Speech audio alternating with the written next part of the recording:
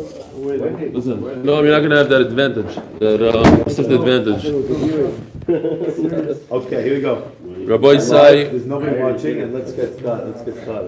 Okay. But people do watch afterwards, and they hear you saying that, Now they get all discouraged. Now there's nobody watching.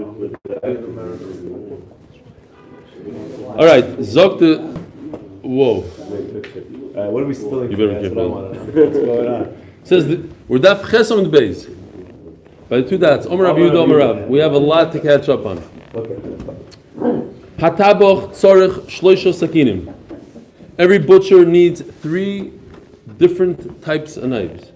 Achas sheshoichet bo, one to do shchita and nothing else. Why? Says Rashi, we're worried that he will make a pegima in the knife. If he uses it to cut up the meat afterwards, it'll have a little tiny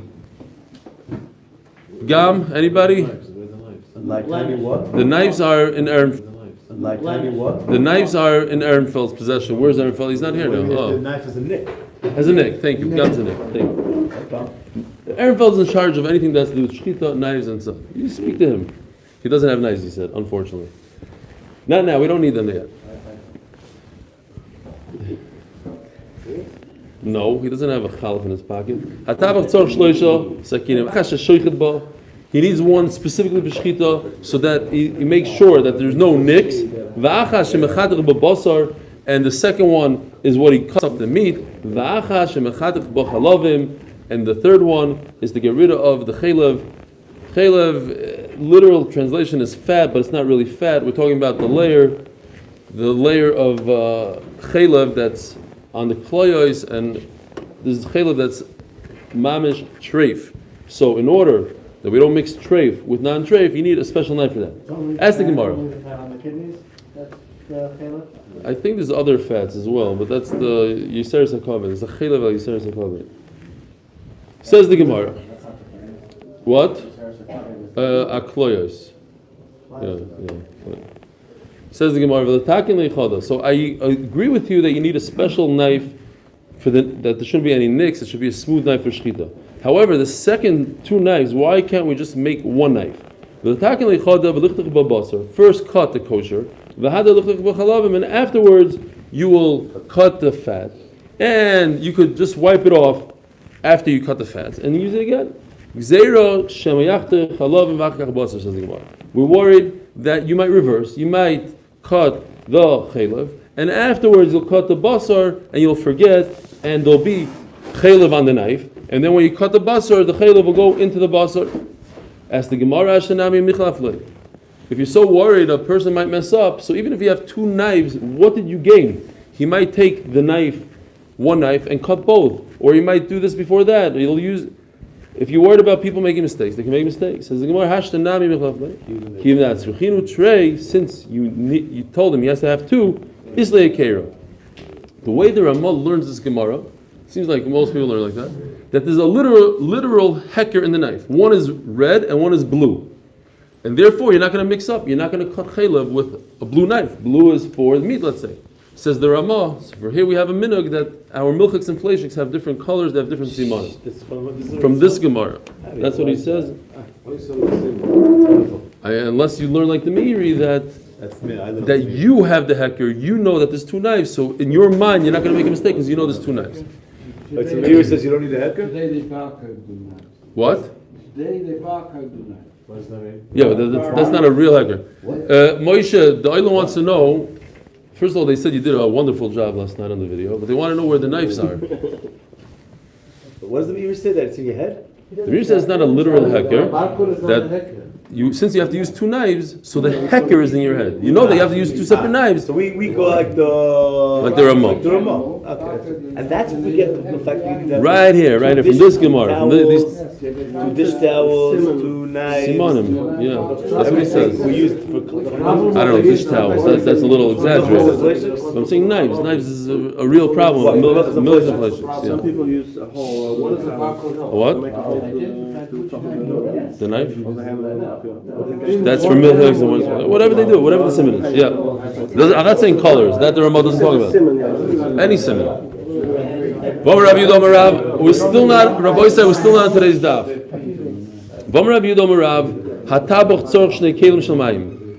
and the butcher needs two vessels of water to soak the meat in. One is for the kosher meat, and one is for the chaylev.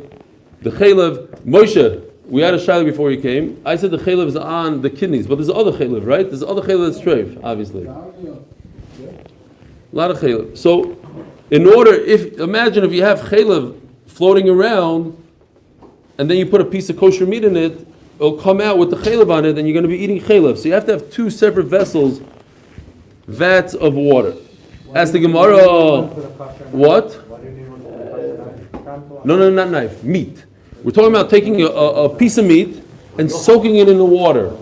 So one is for the meat and one is for the chaylev. If you mix up chaylev with meat, you might have a problem of pieces of the chaylev sticking to the meat. Ask the Gemara, why do we need two? The same question that we had on knives. Why do you need two? He should make one. And first do the kosher. What's the problem? First do the meat, and then afterwards, once you're done with the meat, the kosher. No, first you put in the kosher, so there's no pieces of chaylev floating around, and only afterwards you'll take care of the chaylev. Says the Gemara. We're worried that he's going to do the opposite. He's going to reverse it by mistake. As the Gemara. So if you're so worried, then also if you have two vats, he might mess up, and he might use one vat for both. It's actually mashma from the lashon a little bit more like the miri to me. Since there is two, there is a heker. Don't say since there is a heker. The fact that you have two is the heker, the Gemara says. But the Ramah says no, it means literally one vat is going to be one color, or like he said, it has a hole on the top, the other one doesn't. Any heker that you make. Two separate colors. Okay. Even that's Ruchinu Tarte, Islay Hekera. There will be a heker, you're going to make a heker. Okay, according to the Ramah, that is, you must do a heker. Rashi says, Hekera Islay Oyser Basimon. Right. Oyser Basimon, right? Very good. Rashi says, yeah. No, I just said the Ramah says that based on this Gemara, we do Bas B'chol on this. Yeah, Rashi learns different than me. Yeah, 100%. You're right.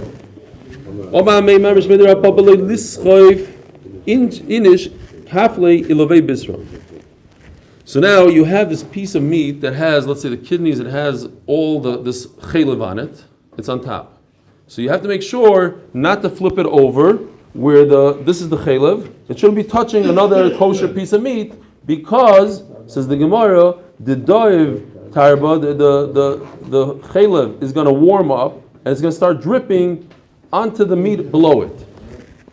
Ubala bisra, and the lower meat is going to. It's raw. Yeah.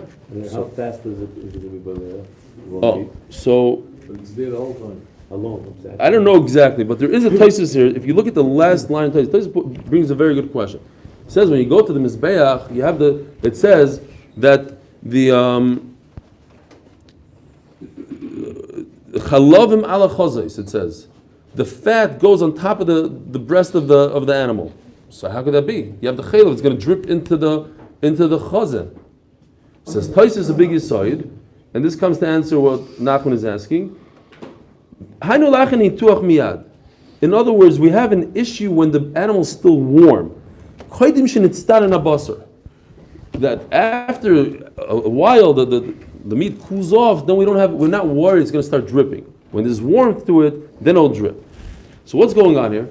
So we have to worry that it's still warm, so don't flip it over.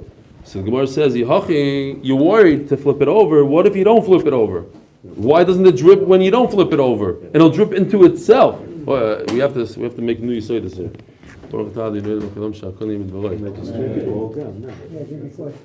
Hey, you finish this. I'm going to put it over here, maybe. Okay, fine. So you're too busy there with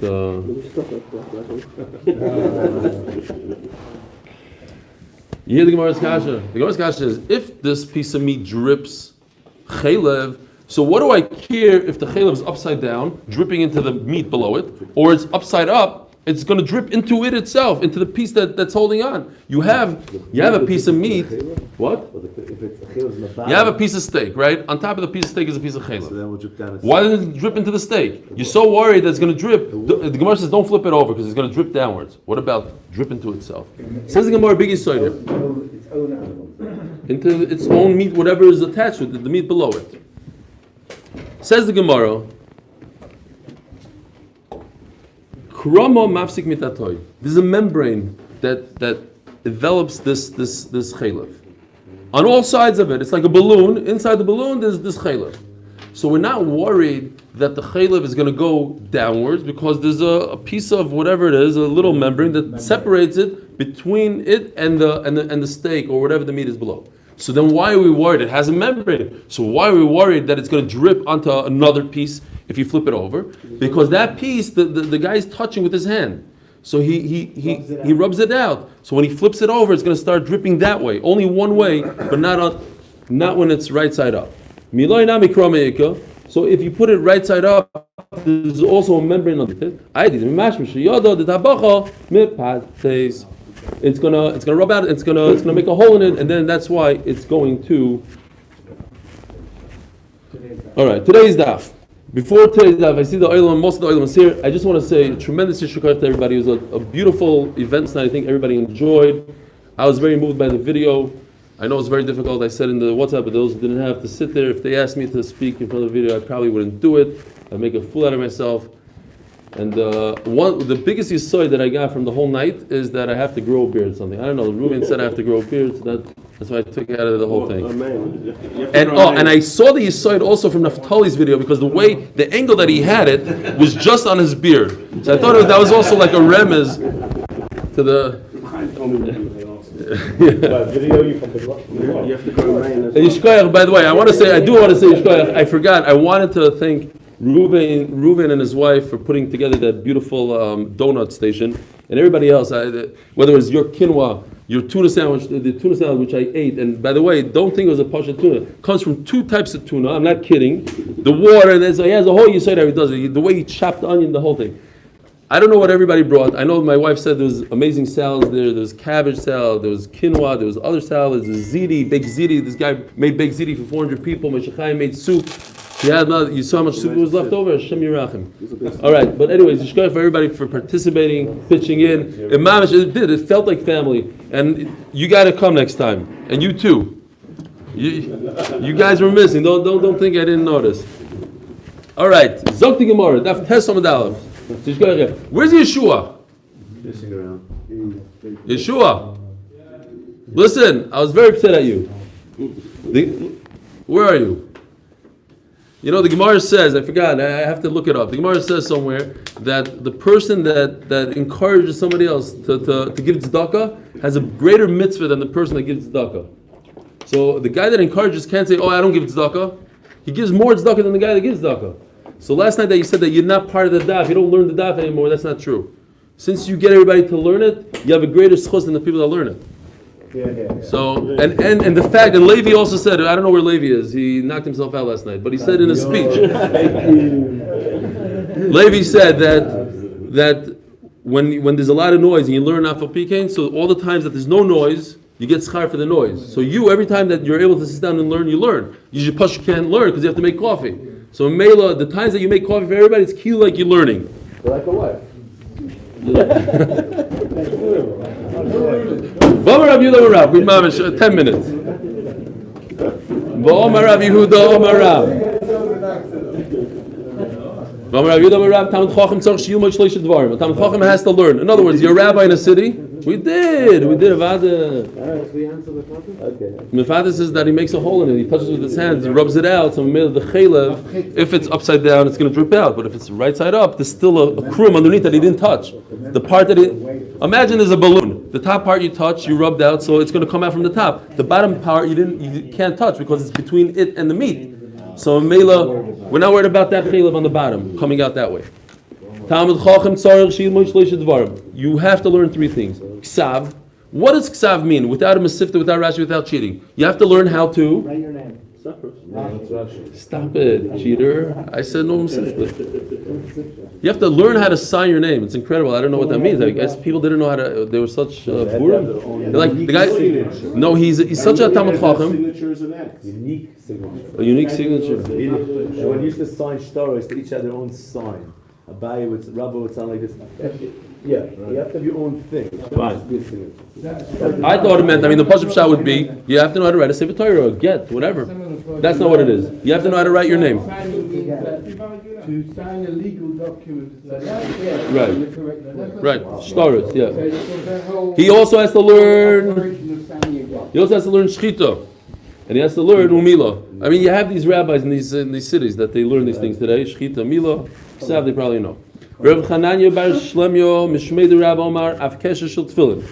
So, if it was a regular day and no party, I probably would have you guys making Kesher Tefillins right now.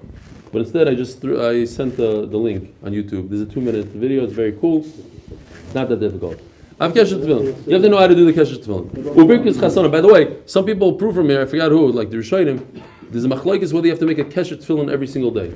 You put on your Tefillin, you should make the dalet and the. So, what is this Kesher Tefillin, by the way? Those who haven't been to Menachas, the Kesher Tefillin creates the Shem Hashem of Shakai. You have the Shin on the bayis, and you have the Dalet in the Kesher. Some people make a square, I'm not sure why, there's a Dalet within that square, and then you have the Yud on the Tefillin Shel Yad, the little Yud over here, so Shin, Dalet, Yud. So that Kesher is very important, Salach HaMoshe Sinai. So, some Rishonim hold they have to do it every single day. So from here it's Muchach that you don't have to do it every day, it's like the rabbi does it, it's a one-time thing. Ubigas chasanim, you have to know the brachas for under the chuppah, so you're not embarrassed. Vitzitzis, I used to officiate weddings. I did over 500 weddings when I was a caterer back in my previous life. I officiated, I was underneath the chuppah at least 500 times. I never knew this Gemara until yesterday. That the guy should know, I used to give out those cards, to the rabbis. Baruch Hashem, Yitzer Hadam, and you give them the what? Like every wedding usually has a guy. I was the guy because I used to move the wedding. Yeah, whatever. This is an additional Really? What? Wow. The Meiri says they have to know the niggin. You see, so I did that imitation I just did was I was behind the Meiri. Okay. We see it. Vitzitzis. He has to be a Rav. This is the additional things that we're holding on Daf Tesam and Aleph all the way in the top, Rabbi. We got to go. Vitzitzis. You have to know how to make the knots of the tzitzis. V'idach. So how come Rav Yehuda doesn't mention? He only mentions 3. He should mention 6 things. Hani shchichon. People know how to make these brachas. They know the niggin. They know the kesher tefillin, and they know tzitzis. V'amar Rav Yehuda Amar Shmuel. Kol tabach sheni yudeh hilchos shchita. Also lechos b'shchitasa. A butcher. Shoichet that doesn't know hilchas shchita, you're not allowed to eat from him. Veilu hilchas shchita, shehiyah, drasa, chalada, agrama, veikor. So these 5 things, we're going to recycle the chart. Shehiyah means to pause in the middle of the shchita. What is the shear? We're going to see later. Drasa means to go downwards, to pressure downwards instead of side to side. Chalada means that basically the knife is buried. As we said yesterday, when you cut the animal, the neck opens up wider than the knife, where the knife can never touch the sides of the neck. In other words, you're always seeing the knife. But if you poke the animal, you stick the knife into the animal's neck where you bury it, and then you shecht from within it. The simanim, that's aser. Hagrama means you don't do the shechita in the right part of the neck, as we're going to see later on. There's tabasa elyon, tabasa tachton. Within the vertebrae of the animal, there's a certain limit to where you could shecht. When the bone is really thick, it's too hard over there, you can't go there. And then ikur, according to Rashi, at least for now, we're going to learn pshat, that he rips the one of the simanim because the knife has a nick in it. Zog the Gemara. So if you don't know these 5 halachas, you don't know them well, you're not allowed to shecht. It's also to eat from a shechita. Michael Mashmalon, what is Shmuel actually telling us? It's a Mishnah. Why does he have to come and tell us that the Mishnah is so important? We're talking about a person who has very little experience, 2 or 3 times, but he did a good job. I would think since he's okay, so we could continue doing. And the marshal that you said was like a student driver. Teenage driver did okay. How many of you guys, my sister, she drove very good, but the first day she got her license, she totaled her car. My son, my oldest son, on his way to his driving test, backed into a garbage can and smashed to the... So you did great, for an hour before that, but usually they mess up those beginners. So maybe you have to be choishish for a beginner. Just because he did 2 or 3 times, it's not a big raya that he's a good shaykhid. How many times does he have to do shkita? Oh, so he has to know the halachas inside out. That's what we're saying. Just because he proved that he physically could cut the animal doesn't mean he knows the halachas. He has to know the halachas. If he doesn't know the halachas, can't eat his meat. Even the gomar in the shoyi the dars loyada. That's just a beginner. Even if you've been driving for Yeah. But meaning he has to take the theoretical. He has to take the theoretical because he's going to do shia. He's going to pause and he won't tell us, and it'll be trick.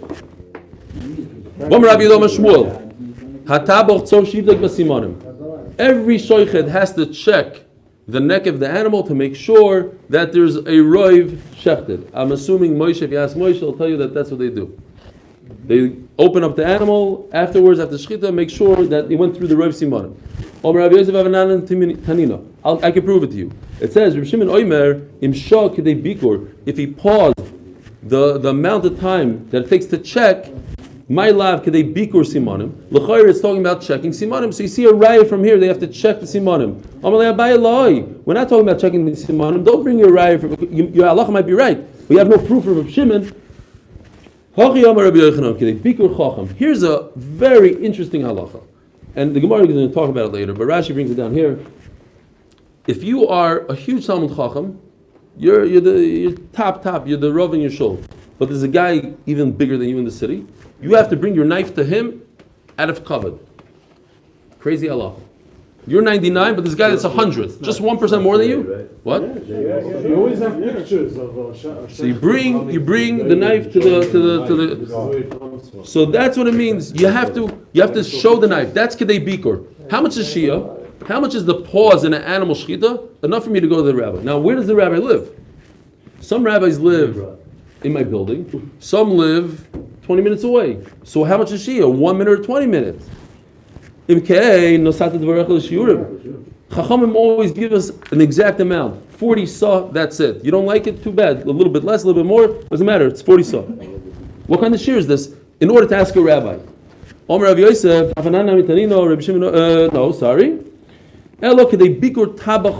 It's talking about that the Sheikhet is the greatest in the city. He's the biggest of the big. He's the only guy in town, let's say.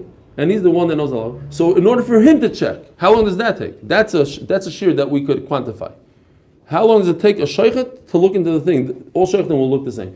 Taisa points out sometimes it's a little bit more because the longer knife, shorter knife, whatever. Now, we learned that halacha that you have to check the inside of the neck to see that he shechted roiv siman. What if he didn't do it? What halacha does the meat have? Rebbe Lezer ben Antinknois Mishum Rebbe Lezer ben Yana Yomar Treifa. Now, the Gemara is going to say the meat is also. The question, what kind of isur? We have treifa and we have nevela. What is the difference between treifa and nevela? They're both dead. But what is the difference? Treifa does not give tumah, does not transmit tumah. If you shecht an animal correctly, properly, and then afterwards you open up the body and you see that it had a mum, it has some defect in it that it would cause it to die within 12 months, that's a treifa. But the shechita was good, so it's not an avela, it doesn't give off tumah. But an avela does give off tumah. So, it's only also b'achila, but it doesn't give off tumah. But it's in the brayso, an avela u'mitama b'masa. It has tumah, and if you carry it, it's mitama. In what lies the machlek? It's b'derabuna. The Omar, behema b'chayeho, an animal, when it's alive, has a chazaka that it's also. Why is the animal also when it's alive? Hey, you stop! You're cheating. You'll cheat even more. Okay. So every animal, I can't believe you're doing Rashi while I'm reading this. It's very good. Every animal, when it's alive, has an isser in it called Eber Min HaChai. Now, is an animal when it's alive tamei? No, an animal can't be tamei. Although I have a riddle for you. When can an animal that's alive be tamei? What? Very good. 10 points. An animal that's alive could be tamei if you put it over a caver. If it covers the caver. Now there's machlokes Rashi Rambam. If you remove the animal from the caver and he walks away from the caver, does the tumor remain or not? But there is a case where an animal itself is tamei. Anyways, not going to get to our sugya. But we got to move later. We only have 10 minutes.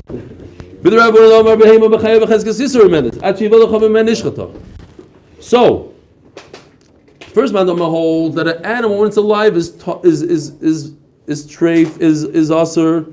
Why? Because it's even menachai. So that isur continues into its death.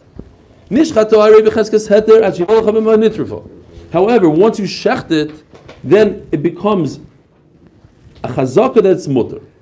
Now, First Mandama holds that it had a chazaka of isra in it, and now it's dead, so that continues. So in Mela, it's an avela. Yeah, it went from one to the next. And that's what you're saying is the second svar. It only had cheskes isra when it was alive, but it wasn't tamei. An animal that's alive doesn't have tumah. And the Isra Ibn Rechai went away. So Memela right now, it turns into a treifa, not an avela. We just learned that an animal, when it's alive, has a chazak of Isra. Why? Because it's Ibn Rechai. Until you can verify if the shechita was good or not. Nishchata, becheskas heter imedis. So this word, becheskas, the Gemara is going to take issue with this word. What does becheskas heter mean? It has a chazaka. When do you use chazaka? When do you invoke a chazaka? When you have a suffix. Something in front of us we don't know yes or no. Chazaka that it's heter. But I just shechted it. Why do I need a chazaka? What it should say is that once I shecht it, it becomes mutter. Yeah, but we're talking about after shchita. After shchita, the shchita should make it mutter. Why are you telling me it's a chazaka that's mutter? Says the Gemara, you're right. But we're talking about a case, the af agav, this yolid be'reyu. So even if in a case where something developed after its death, you see that it has a mum, you see that it's a treifa. What's the case? A wolf came along and grabbed the intestines of the animal and ran away. Ask the Gemara, what's the problem? Not a holesner. We have no issue. We don't really have to check the intestines. That's not one of the things we check. And it's gone. So it's gone. So you have no problem. So the Gemara, no. So the case is, it has a puncture wound to the intestines. You saw that the wolf made a hole in it, so then why would you say it's treif? The wolf did it. The wolf caused it. Says the Gemara, very interesting. The wolf comes back, and his teeth, let's say, are in these, wherever his teeth are, there's holes there. So now the question is, were the holes there beforehand, or he created the holes? Perhaps his teeth, let's say there's one hole. Maybe one of his teeth went into the hole that was there. So Mela was straight beforehand. What? What happened with Rabbi? Yeah, it sounds like a Rabbi Yomi Shayla. Now what? Is your foot on one side of the line, the other side of the line? Like what's going on over here? Oh, yeah, it's Rabbi Yomi Shayla. okay. Yeah, it's an interesting guy. I'm asking. Do we have to be choishesh that maybe there was a hole beforehand? In other words, you see intestines with 25 holes in it. Maybe one of those holes was pre-existing and you have a treifa. Prove it to me that all 25 holes came from his teeth. There's some sort of suffix here. I could hear it. But what about the fact that he's dosed with his nails? We said it once he's dosed with his nails. Hillel, I said we gotta move. So he paskins no. We're not worried about a hole. All the cash I'm going to answer afterwards. We're not worried that the tooth lined up to a hole. Ask the Gemara, wait a minute. There is a case where we worry about things lining up with holes. Where? If you have a fig that has a hole in it, we learned in Avodah Zarah, you shouldn't eat it. Why? Because maybe a snake poked a hole in it and injected venom into it. Now you see a bird with its beak in a hole. Says the Gemara, you shouldn't eat from it. Why? Same thing with a mouse. Daf Tesam Beis. Finally, we're on today's Amud. Oh, very good, but it's short. We have to be concerned. We're talking about Sakonas Nefashis. Snakes are really dangerous.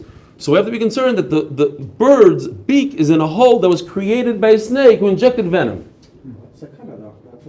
So that's today's sugya. Is sakana different than isser? Do we say, wait a minute, pikuach nefesh have to be really, really machmer? Or is it the same as the isser? Do we say the same thing by isser? That's what the Gemara is going to discuss.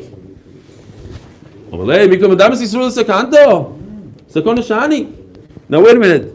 Noam, when I'm reading the Gemara, you already know all the Rashis. So maybe when I'm reading the Gemara, you know the next line of the Gemara. Okay. What are you comparing, Bichlal? Sakona Shani. You have to be careful for your life. The Torah says, we're very worried. For our lives, you have to take extra precautionary. What do you mean? Isur is a spiritual sakana. But the Hakadosh Baruch Hu is not telling you to make crazy chumras. Yeah. 4.5 minutes. The Gemara.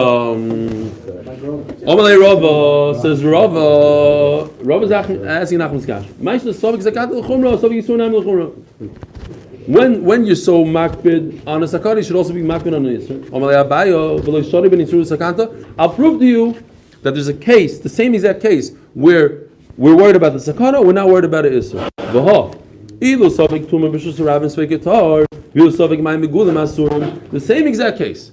You have something in Rishus Rabbim. I don't know if a tummy person touched it. I don't know if he didn't touch it. We say, you know what, it's not tummy. But if you have an uncovered water that's uncovered, we have to be worried, concerned that maybe the snake drank from it and injected venom. Maybe he didn't. No. So here's a case where sakana is more chamor than isser. Says the Gemara, that's not a good raya. If you proved it to me from a Rishus HaYachid, great. The only proof is from Rishus HaRabbim. Rishus HaRabbim is a halacha Moshe Messinai that we don't concern ourselves with a suffix. Why? Because the whole halacha comes from a soita. Ma'asoita b'Rishus HaYachid, after Rishus HaYachid. By a soita it says the word v'nitmes. What happened? A husband suspects his wife was with another man. So he tells her. Now if he saw her in Rishus HaRabbim being misyachid with a man, then he doesn't have to worry about it. He doesn't have to do the Mayim Amarim, the whole thing. Why? Because it happened in Rishus HaRabbim. But if the same thing happened in Rishus HaYachid, then he can't be with her. Why? And it says v'nitmes. She's tummy to him. He can't have a relationship with her because she's tummy.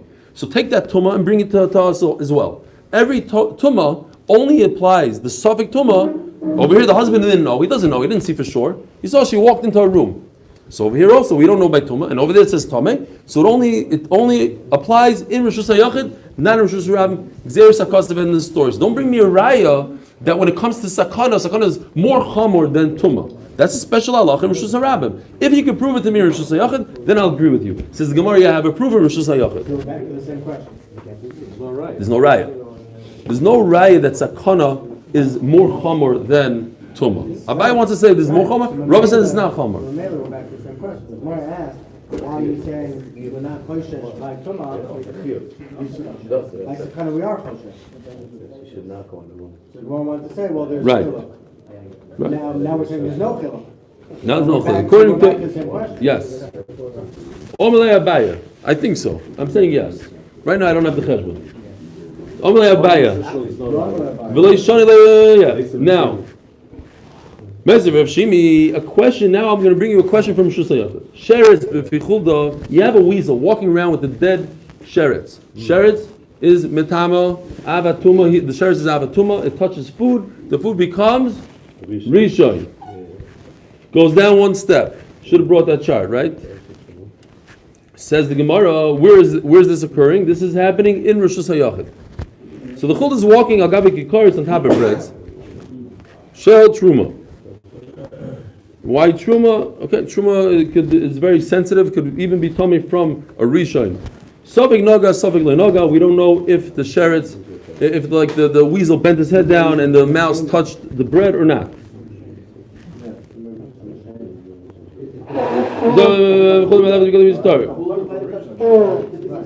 No, the thing didn't smell. where the sheretz, the tail of the mouse might have touched some bread as he's walking down the bread. Even in Rosh Hashanah, it's tar. So you see, here's a case where we have a Safek Tumah in Rosh Hashanah and it's tar. In that same place, if you put a cup of uncovered water next to the bread, we would say maybe a snake drank from it. Says Gemara, there's another halacha. You could ask the woman whether or not she was mitama. So over here also, if you just read this Gemara without peeking in Rashi, what has das here, what doesn't have das? In this case of a chulda and the bread, the chulda, who are you going to ask? Who can't you ask? L'chayra, you would say, you can't ask the weasel whether or not he bent his head down and had the mouth. Rashi says no, you can't ask the bread.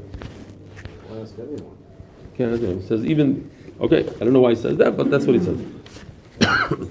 Omer Ravashi, Toshma. Oh, Yishmak, we're getting close to where we have to be. Unfortunately, it's a little bit of a longer sugi. Omer Ravashi, Toshma, Tzloiches Shenicha Megulo Ba Mitzvah Mekusa. You have, we're talking about the Efer Achatos. The one that was nicknamed. The lechem is what becomes tameh. So Rashi's comparing. I got it. Okay, very nice. Nice. Okay. Good. I like that. Thank you. So we're talking about meichatos. You take the afer, you burn the paraduma, you take the ashes, put it into water. What kind of water? It has to be mayim chaim, water that comes from a spring. Now, if you introduce other water to it, rainwater, whatever, dew, it's not good. Says the Gemara. You have this vessel, doesn't have, Rashi says, doesn't have the afer yet. He proves it, that it doesn't have the afer. It's not a big enough gemina. Shenicha megula, uba, Taisa says it does. Megula, uba, mitzvah mechusa. Now, there's two things here. You have a kli with water that's about to go for the paraduma, and it has a cover. Either the story is that the cover was uncovered. Now, who uncovers a cover? Every animal likes to uncover covers. Or it was uncovered and somebody covered it. Who covers? Humans. Now, in the humans, there's two options. Tameh, tar. So it's a 50-50. But uncovering now, it's 33% each way. Because you have two options of humans, a tameh and a tar. And you have animals. If animals uncover, it's not a problem. They're tar. Animals are tar. So really, it's a 33% chance that a tamei person uncovered it. Says the Gemara. Now, a chulda is the only animal that will drink and regurgitate the water and spit it back in. Or a snake, or there's other waters in there from the dew at night. Rashi says not dafka at night. It means usually it happens at night. Psula. The Gemara doesn't say that it's tamei. The Gemara says you shouldn't use this water. It's possible. What's the difference? So that's what I explained. Since shrotzim uncover, but then they don't usually cover unless you're a monkey. By the way, thank you, Doc. I noticed you went there in the video. You started saying that I'm similar to a wise guy. And what kind of animal? You paused there. You wanted to compare me to a monkey. I got it. No, I'm just joking. Fine. We need the doctor last night. He was there. He was there for the setup. He was learning. He was doing chazar. So Memela, what do you see here? Vilu. Now, when it comes to Tumah, we go by the Rav. What's the Rav? If you have tar humans plus tar animals that could cover, so we'll say that the Kli is covered. I have 33% chance that Tomei people covered it. That's a miut. And we go by the Rav, and Memela, this Kli is tar. All of a sudden you're going by Rav. Why are you going by Rav? Because it's only Tumah. But if you had a snake, you're worried about a snake. But if there's a snake, you're worried that a snake drank it. How many snakes are there? What are the chances that snakes are going to come there? That's a very small miut. Yet you're still concerned by the miut when it comes to your own life. So when it comes to sakana, you're worried about a miut. When it comes to Tumah, you're not worried about a miut. Says the Gemara, Shma Mino, Chamir Sakantami Surah, Shma Mino.